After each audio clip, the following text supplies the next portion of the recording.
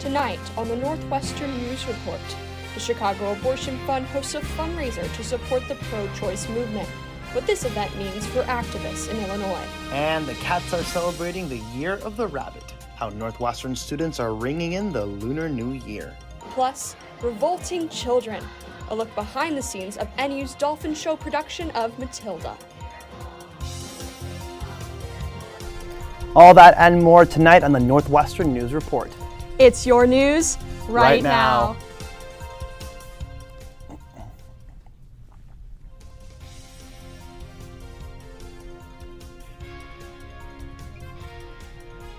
Hello and welcome to the Northwestern News Report. I am Diego Ramos-Bachara. And I'm Michaela Denault. Some advocates across the country saw the Supreme Court overturning of Roe v. Wade this past summer as a call to action. I went to one event to see how local activists are keeping up their fight for reproductive justice. Activists gathering at Evanston's Firehouse Grill on Sunday, reflecting on the 50 years since the Roe v. Wade ruling and nearly 7 months since Dobbs v. Jackson overturned the case. In the practice where I work at, we've seen about a tripling to quadrupling of our out-of-state patients. In Illinois, elective abortions are legal up to around 26 weeks of pregnancy, but 13 states had abortion trigger bans, outlawing abortion as soon as the Supreme Court ruled on Dobbs v. Jackson. Here in Evanston and Chicago, we're kind of protected from that, and I just don't want, I think like a main theme of this event is not taking that for granted. A group of local women greeted the event after expressing similar frustrations over the nationwide impact on reproductive rights. And I was just taken aback and made me think. Raising money for the Chicago Abortion Fund, or CAF, an organization that provides monetary, emotional, and logistical support across the Midwest. For CAF, fundraisers are really, really critical, especially because of how much the volume of our work has increased. Speakers sharing hopes or reacting to new abortion restrictions. Some say inequities within reproductive health called them to speak up. I feel like I need to be someone that helps my community and communities that are marginalized, that don't always get the care that they so desperately deserve. And at the event at Firehouse Grill, the speakers also shared their own personal stories regarding abortion access in Chicago and Evanston. I have the privilege of caring for an incredible group of patients who have come to me from all over the country to get the care that they need. They shouldn't have to do that. And Representative Jan Schakowsky says the work is not done. We need to be on the scene all the time. The event raised over $5,000 for the Chicago Abortion Fund. Roughly 400 people gathered in the Technological Institute this past weekend to celebrate the Lunar New Year. NNN's Lance Wilhelm takes a look at how students are finding community in the Year of the Rabbit. This year's Lunar New Year comes after 2 recent attacks on the Asian American community. A mass shooting in a predominantly Asian neighborhood left 10 people dead on Lunar New Year's Eve, and an 18-year-old Indiana University student was murdered in a racially motivated attack last week. During Northwestern CISA and CSSA Lunar New Year event on Sunday, it's a time to recognize a love for their community. Just being able to appreciate a different culture, traditions of a different culture is very important, and I think that's also important in light of these events that we create a sense of community that is very inclusive, that's very diverse and equal.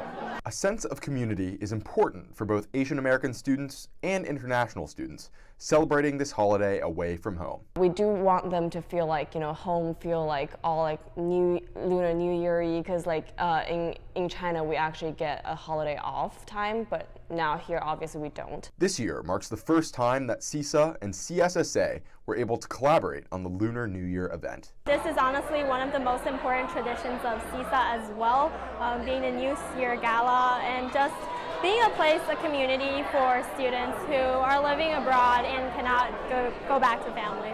The 3-hour event included song and dance performances from student groups, raffles with prizes, snacks, and more, all aimed at trying to provide Asian American and international NU students with a sense of belonging. It's always awesome, like having people who share like the same culture, the same food. It's a great experience to have on your traditional holiday. Happy New Year, and 恭喜发财. Lance Wilhelm, Northwestern News Network. Thank you, Lance, for that touching report. Student workers speaking out, a group of Northwestern residential assistants, or RAs, rallying at the Rock on Friday. Their goal to demand better working conditions. Their demands include fair compensation, RA representation on the Residential Life Committee, anti-discrimination policies, and third-party mental health support. Protesters say these failures center around one issue: residential services not treating their student workers as students and people first. So I think it's well past due that we are given our fair treatment and are able to work together to achieve those things. In a statement to NNN, University spokesperson John Yates says Northwestern offers a wide range of training and support for RAs, and they consistently look for student feedback. And some good news for all you Wildcats fans. The Wildcats men's basketball team beat the Wisconsin Badgers yesterday 66-63 after 2 games were postponed because of players testing positive for COVID-19. Now, in an email sent to NNN, Northwestern's Vice President of Operations, Luke Fagora, said, quote, "We continue to see relatively few students test positive due to COVID symptoms or report positive test results to us, and that he does not expect to see any updates to COVID policies this quarter." Fagora also told NNN that varsity athletes are subject to the same testing policies as all students and that there are no additional requirements. Coming up, Northwestern's color may be purple, but one professor is looking to go green. What a new chemistry project might mean for the environment. And baking for better, how one group of students is baking bread for charity.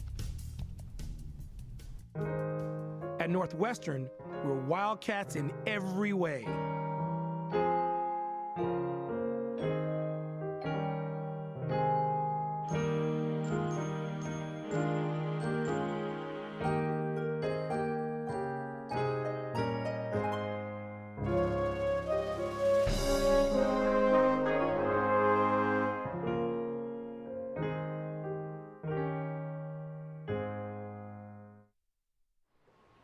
Go Northwestern, break right through that. With our colors flying, we will cheer you all the go. Go you Northwestern, fight for victory, sweet victory, for the fame of our fair name, and go Northwestern, win that game. Go Cats! At Northwestern University, we are pioneering innovation and achieving excellence across every imaginable discipline.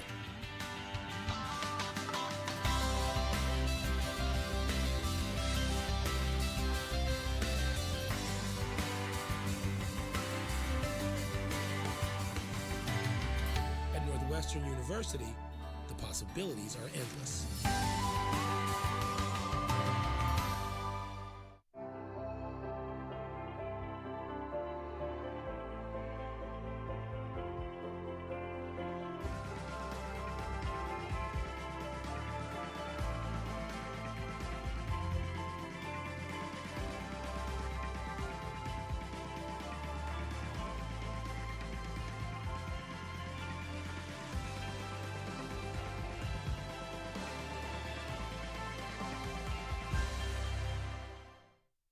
Northwestern and the city of Evanston are collaborating on a guaranteed income pilot program.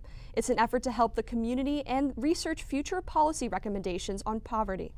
The year-long guaranteed income program gives $500 every month to 150 randomly selected Evanston residents. Participants include 18 to 24-year-olds, senior citizens, and undocumented people living at or below 250% of the poverty line. Recipients can use the money however they see fit. Northwestern donated $400,000 to the program, and researchers are currently investigating its impact. Jeffrey Thomas, a School of Education and Social Policy research project manager, says the program makes monetary aid more accessible. So many of the existing services that we have, there's always strings attached. People's lives are complicated. They're going to need money for different needs at different times. Find more information on the Guaranteed Income Program at cityofelvanston.org. And one NU chemistry professor is using novel technologies to solve scientific mysteries to help create a more sustainable world. NNN's Shravya Pant takes us inside a Northwestern lab looking at how microscopic molecules can lead to macroscopic breakthroughs. Is huge. But if there actually is something... Purple may be Northwestern's color, but new chemistry professor Brian Hunter is researching how to make our world more green. His lab investigates how to convert fossil fuel-dependent processes to more efficient ones. Moving towards sustainability and studying reactions that are important globally for sustainability, that's when I got really excited. Hunter is new to Northwestern, moving his lab from Harvard University this fall.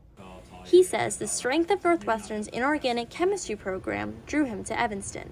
I think that the emphasis on sustainability and nanotechnology was just too good to pass up. The lab uses synthetic techniques to develop materials and fuels in a more energy-efficient way. This involves using electrical energy generated from sunlight. Goals include reducing CO2 byproducts and finding less wasteful means of producing hydrogen and ammonia. These are all central to making modern-day industrial processes more sustainable. Some way to run these reactions that can be then scaled up for use in industrial applications. Lab work is not the professor's only task. Hunter is juggling research while also teaching undergraduates.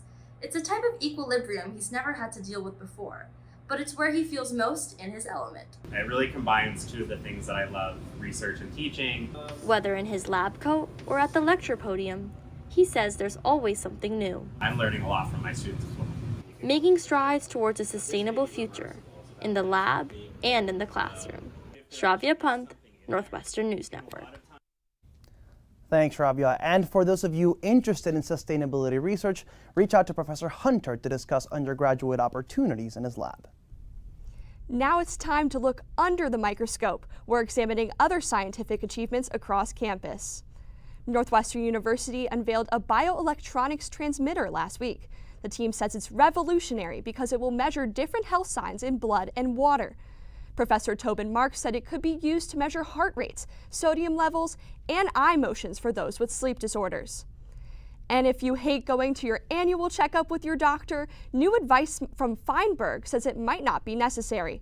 The report says for some routine tests, it would be better to test based on age and risk factors, meaning that not everyone will need every test.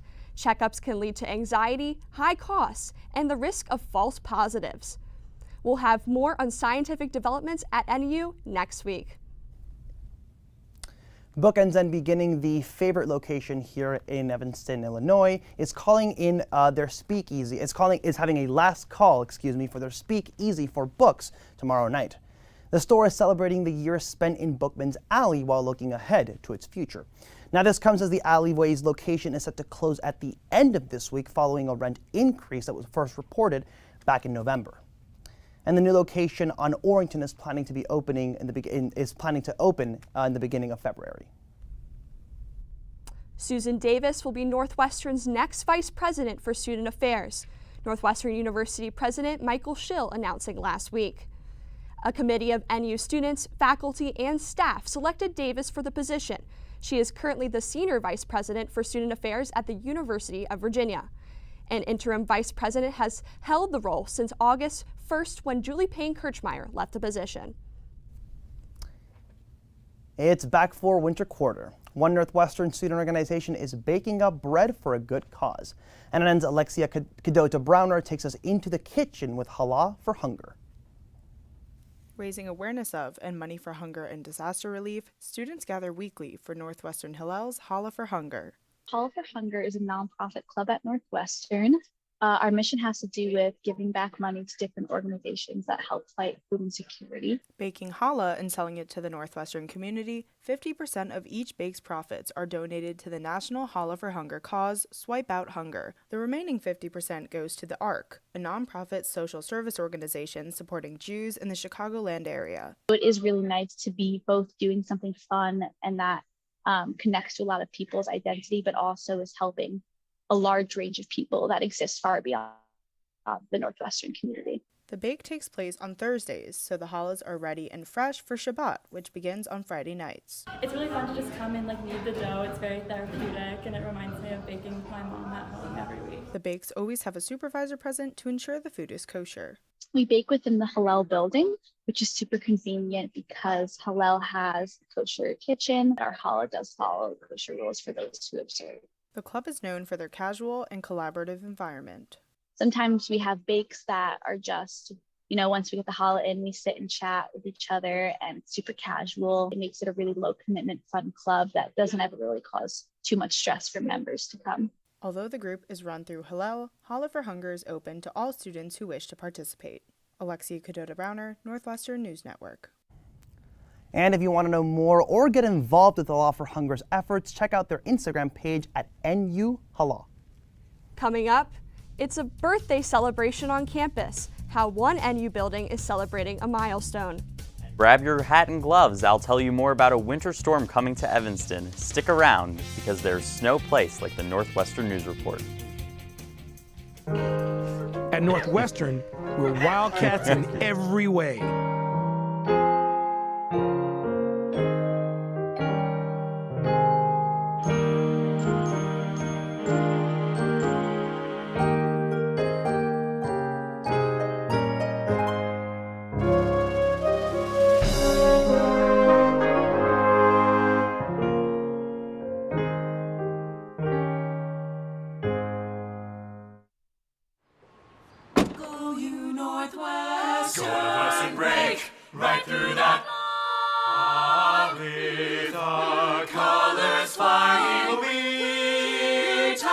Cheer you all the go. Go you Northwestern, fight for victory, sweet victory, for the fame of our fair name, and go Northwestern, win that game. Go Cats!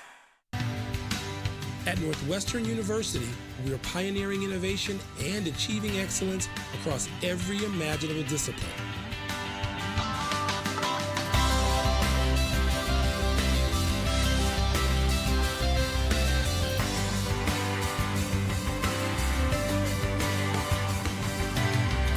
Northwestern University, the possibilities are endless.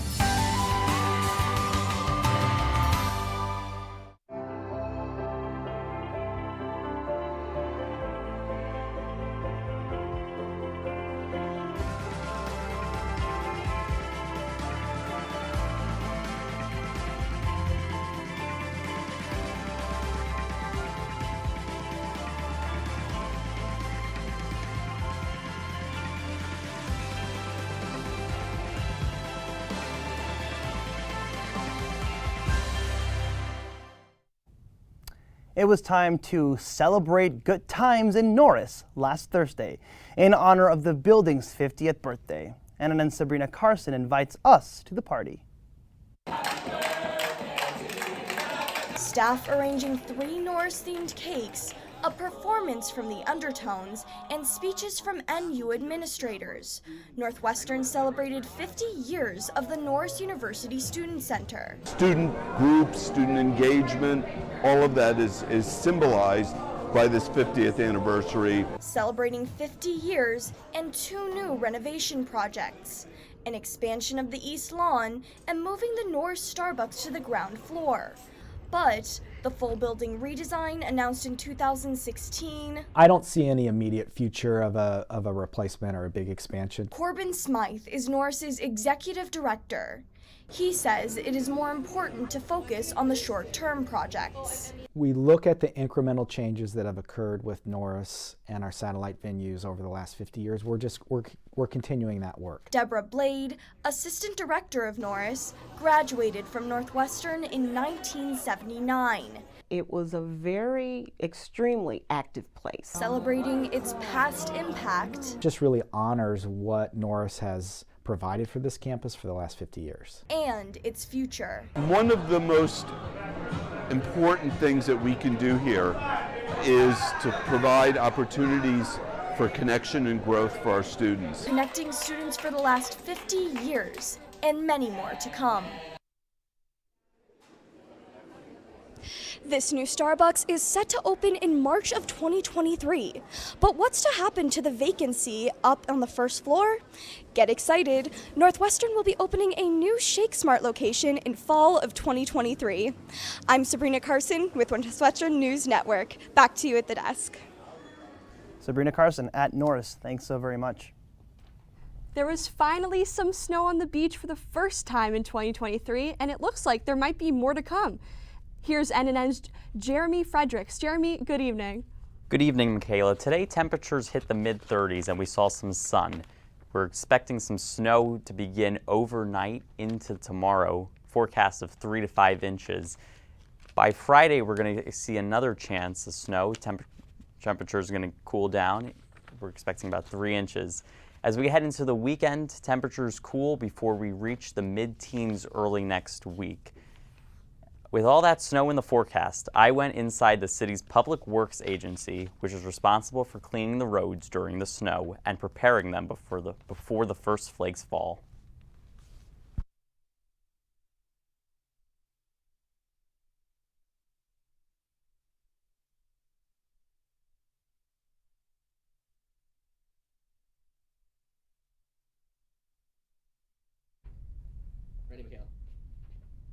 Thanks, Jeremy. While Evanston takes care of the main roads like Sheridan, Northwestern is responsible for sidewalks and internal property. It purchases both salt and brine from the city.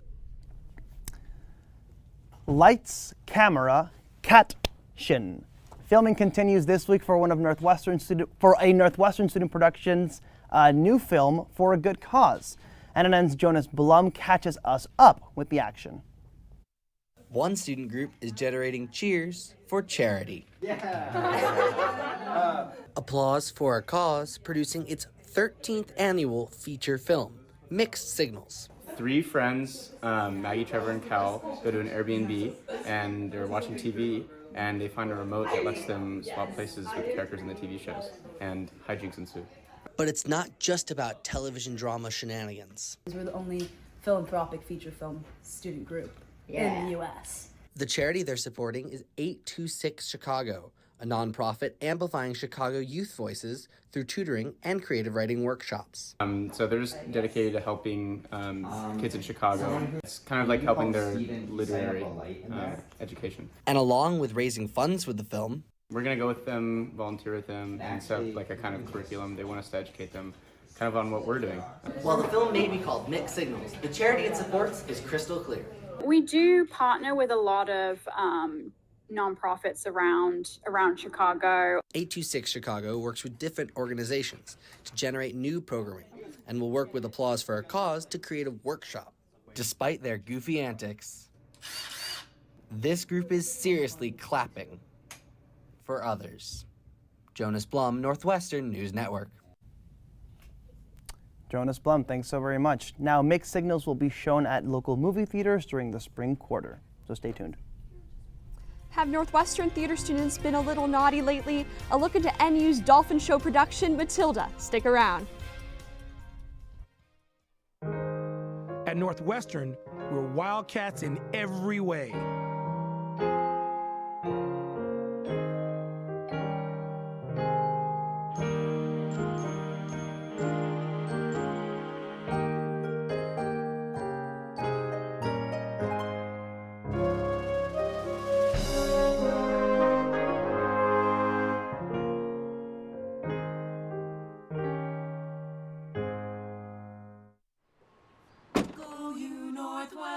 Go Northwestern, break right through that. With our colors flying, we will cheer you all to go. Go you Northwestern, fight for victory, sweet victory, for the fame of our fair name, and go Northwestern, win that game. Go Cats! Northwestern's annual Dolphin Show is the largest student-produced musical in the country. Lena Peterson dives into this year's production of Matilda, the musical. Bringing a story of imagination and rebellion to life on stage, performances continuing this week for the Dolphin Show's production of Matilda. A beloved children's story, but the message is true even when you grow up. That we all are like little kids and we can all have fun, and that, you know, people who are different, they shouldn't be excluded from anything. The honey sweet themes resonating with the college student team. But we as college students are going through the exact same struggles of wanting to be heard, wanting to be seen, and wanting to be an important part of the world we live in. For Kristen Wagner, choreographing the show meant finding creative ways for actors to bring themes of joy and community to life. Choreography, I wanted to allow people to go back to that time and to find like freedom in movement and joy. The team's collaboration on and off stage, almost like a miracle. You have like a community coming together, whether that's on stage or off stage, like in the back and like the business and artistic teams. I think Dolphin also tries to create that same sense of community. And for the audience, a night of theater and joy. The set is tremendous. The lights will blow you away and the music will ring true to so many of the childhood memories that you have. And Lena joins us in the studio now with Matilda herself, Morgan Barber. Lena? Thanks, Diego. And Morgan, thank you so much for joining us in the studio tonight. So how were the opening weekend performances of Matilda? They were so great. We had a 7:30 show on Friday, a 7:30 show on Saturday, and then a matinee at 2 p.m. on Sunday that was like geared towards the younger audience members, and it was super fun, and it went really well. I'm so glad to hear that. So why do you believe should Northwestern students and also Evanston community members come see the show this weekend? I think you should come see the show this weekend because, I mean, we're going to go out with a bang. We're going to put as much energy and fun into it as we possibly can because it's our last 2 times doing the show. And it's a super fun show. It's about this strong little girl who just wants to enjoy her life as a child. And I think everyone could have fun, whether you're a kid or an adult or a teenager, seeing this show. That's amazing. Thank you so much for joining us. And there are still 2 more chances to see Matilda this Friday and Saturday at 7:30 p.m. Tickets can be purchased at nudolphinshow.org. Now back to you, Diego. Well, thank you so very much, Lena, and there you go. Go see Matilda. You know, I have to say, it's on Sunday I was actually walking by Conn Auditorium and I noticed there were so many kids and families just really eager to see the show. It was very cute, very wholesome to see everybody so interested in the musical and what this wonderful team, this production team has to offer. Yeah, absolutely. I actually got to see the show myself and I loved it. I loved the aerial acrobatic performances, and I have Revolting Children stuck in my head. I actually played it when we were editing stories last night. So you went from Pitbull to Matilda then. Oh yes. A lot of variety. Yes. Well, that's all the time we have for tonight. Thanks for tuning into this week's episode of the Northwestern News Report. Stay tuned for an all-new Politicat at 8 p.m. I'm Diego Ramos-Pachara. And I'm Michaela Denault. Have a good night.